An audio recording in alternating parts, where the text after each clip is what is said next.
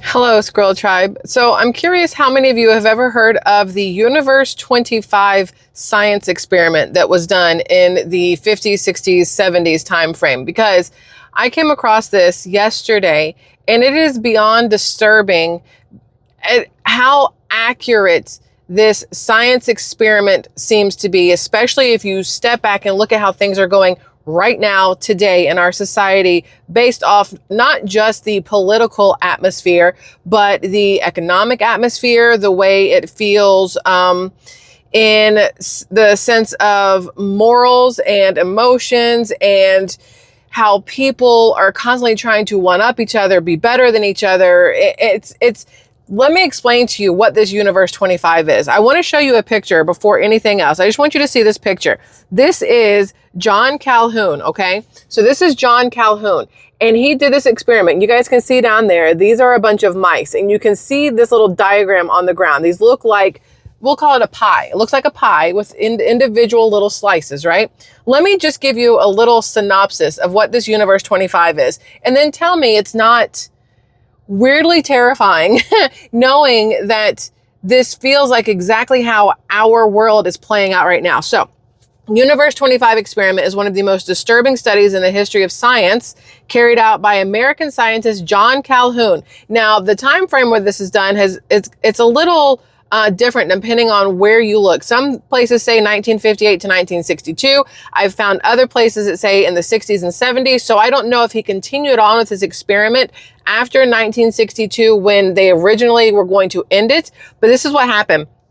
It says Calhoun designed an ideal environment for rats called Mouse Paradise with abundant food, water, and space in order to study the social dynamics of a growing population. Initially, the colony prospered, but after 317 days, population growth began to stagnate. Upon reaching 600 mice, serious social problems arose. Hierarchies were established. The strongest individuals began to attack others, and aggressive and maladaptive behaviors emerged, such as violence between females and a lack of reproductive interest in males. As passive, non-reproductive, beautiful mice, males dominated, the birth rate plummeted, juvenile mortality rate reached 100%, and the colony collapsed into cannibalism and homosexuality. The experiment was repeated 25 times, each time with similar results, and has been used to model the study of social collapse in urban sociology. Now, the first one might have been 1958 to 1962, which would explain why there's other studies that say they were done in the 60s and in the 70s. So I'm going to give you a longer explanation of what this is, and you tell me it does not sound like exactly what we have going on here in the United States of America. Just think about this, all right? It was the whole thing, all of Universe 25, like I said, was designed to study the effects of overpopulation and social breakdown in a controlled environment using mice instead of people. Although sometimes I know we all feel like we are people in a scientific experiment. People call it the Matrix, whatever you want to call it. I know we've all felt that way some days, like we are pawns in a game. We're just something being used, trying to, I don't know, puppet with strings kind of thing, right? The experiment was a part of a series of studies Calhoun conducted to explore how population density impacts behavior.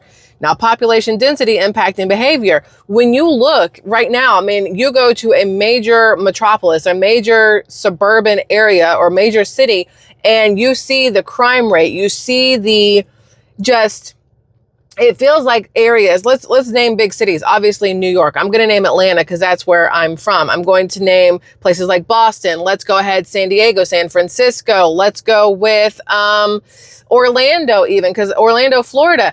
All these places that are becoming overpopulated, overcrowded. You can see that those feel like mice in a petri dish kind of thing, where it feels like it should work because there's plenty of food, there's plenty of water, there's plenty of places, right, for people to be and live, yet everything in those areas seems to have gone haywire with the violence, with the homelessness, with the people who are trying to be better than the other people. And then you go and look at a smaller town, smaller population, not nearly as packed in of people, and things seem to be working just fine. No issues, at least not on the scale that we see in these large cities. So let me just read more of this because I think this is absolutely beyond fascinating.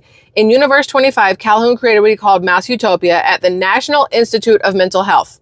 Okay, National Institute of Mental Health. We've been talking about that place a couple times in the last couple weeks. He built a 9-foot square enclosure with ample food, water, nesting materials, and no predators. And I feel like that is the important thing to point out. No predators, basically an ideal environment for mice to thrive.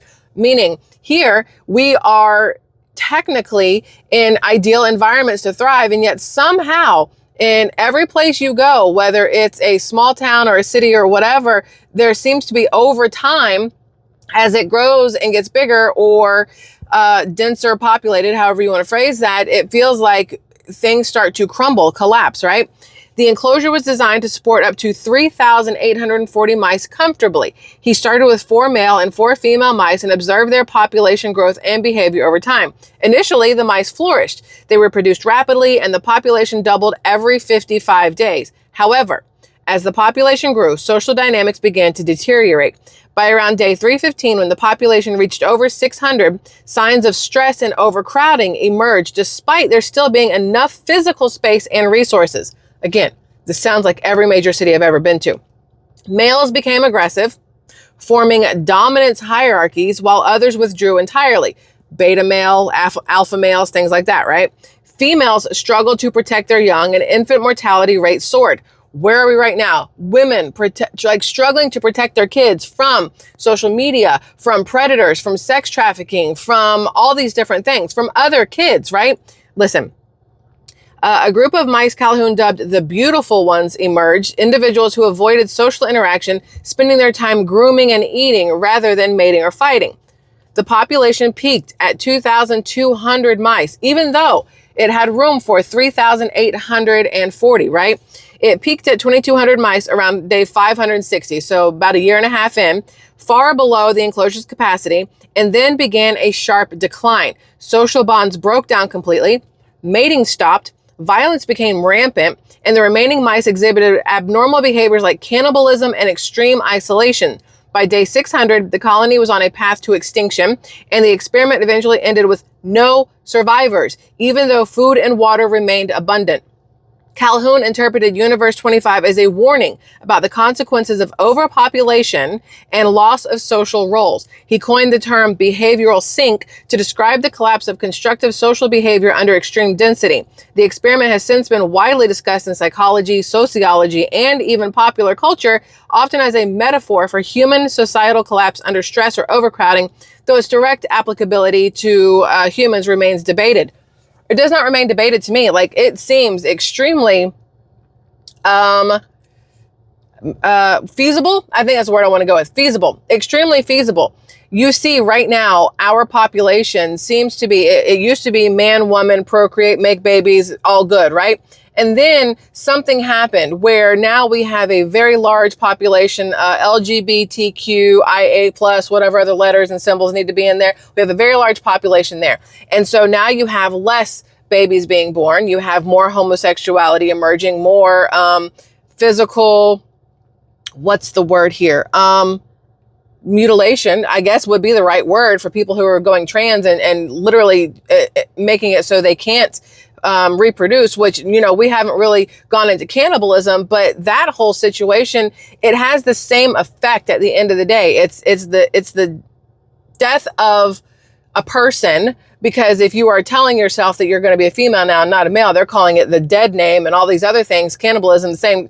It's different, but it's the same. Y'all know what I mean? We have all of these same societal breakdowns where you have plenty of resources, yet for some reason people decide to steal instead of work to get these resources. Then the prices of everything go up. And then the next thing you know, only a select handful can afford to go in and get the food or get the water, the electricity, the necessities, the whatever else. So then what happens to everybody else? Over time, do they die off? Do they leave? Do they go somewhere else? And then the handful that are left, if they're all gay, well, there goes your population. If they're all female, there goes reproduction and reproducing. If they're all male but straight but no female, same thing. Your society will collapse. And if we step back and look at how it feels like this country has gone the last couple of years, specifically, because that's where I've been paying the most attention, it feels like we are in this Universe 25. Now, a lot of people are going to say, well, think about the World Health Organization, World Economic Forum, and what's the other one I can't think of right now, who have talked about population, controlling the population because they don't have enough resources for everybody. Is that true or is it not? But at the end of the day, this whole Universe 25 is very telling of what happens when you overcrowd a place. Now, I call it overcrowding because so many people are in these massive cities. If we would just scooch out a little bit, there'd be less overcrowding, there'd be less violence, there'd be less everything. I think when you have that many people crammed into a space that doesn't get bigger, but the people continue to grow, it creates chaos, and chaos has to erupt at some point and destroy everything. It's kind of how it works. And then you move on to the next little open space. But then that same thing happens. It overpopulates and overpopulates.